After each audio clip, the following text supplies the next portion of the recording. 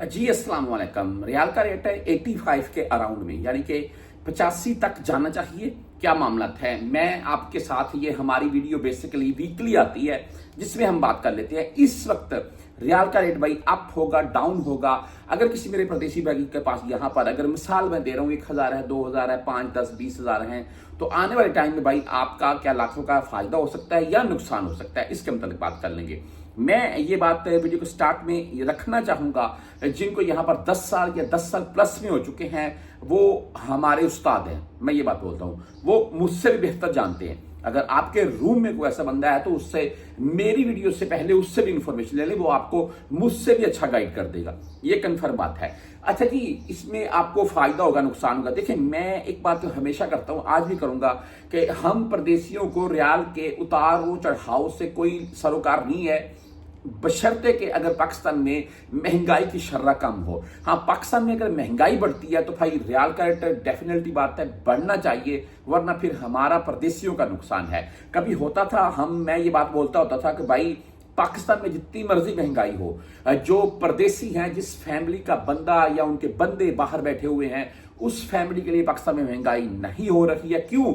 उसी के हिसाब से हमारी सैलरी बढ़ती है। जैसा कि मिसाल के तौर पर मैं मंथली बेस पर 2000 रियाल अगर घर भेजता हूं तो भाई मेरा 1,48,000 से 1,49,000 बनता है। रियाल का रेट बढ़ता है 2 रुपए, 3 रुपए, 5 रुपए तक। पाकिस्तान में महंगाई होती है, उसके हिसाब से बढ़ता है। तो मेरा भाई 1 लाख तकरीबन 58, 1,59,000, 1,60,000 इसके राउंड में जाना। मेरी खुद ब खुद 8-10 हजार रुपए जो मैं 2000 बेचता था, उसकी जो पहले 1.5 लाख बनता था, अभी 1,60,000, यानी कि 10,000 खुद ब खुद ज्यादा जाने लग गया पाकिस्तान में, क्योंकि रियाल का रेट बढ़ा, क्योंकि पाकिस्तान में महंगाई बढ़ी। ये बात शायद आप समझ चुके हो। हाँ, पाकिस्तान में अगर महंगाई बढ़ रही है और रियाल का रेट नहीं बढ़ रहा है तो उससे हम गैर मुल्कियों का नुकसान है, ये कन्फर्म बात है। बहरहाल 85 के राउंड में जी देखें, मैं ये बात बोलता हूं, मैं इस दफा 2000 भेजने गया तो मेरा 1,49,000 बना, 1.5 लाख बना। मैं अगली दफा गया मेरा 1,55,000 बना, तो मुझे इससे खुशी होगी। 5-7 हजार, 10,000 जब मेरा ज्यादा जाएगा। तो भाई हमें परदेशियों को इस बात से कोई सरोकार नहीं है। हाँ, हमें ये जरूर सरोकार है कि हमारी जो फैमिलीज बैठी हुई हैं, अगर वहां पर उनको महंगी चीजें नहीं मिलती हैं तो रियाल का रेट डाउन भी होता है, तो हमें कोई एतराज नहीं है। हाँ, पाकिस्तान में अगर महंगाई बढ़ती है तो रियाल का रेट 85 के अराउंड तक भी चला जाए तो भाई उसमें कोई हर्ज वाली बात नहीं है, हमें उससे फायदा ही मिलेगा।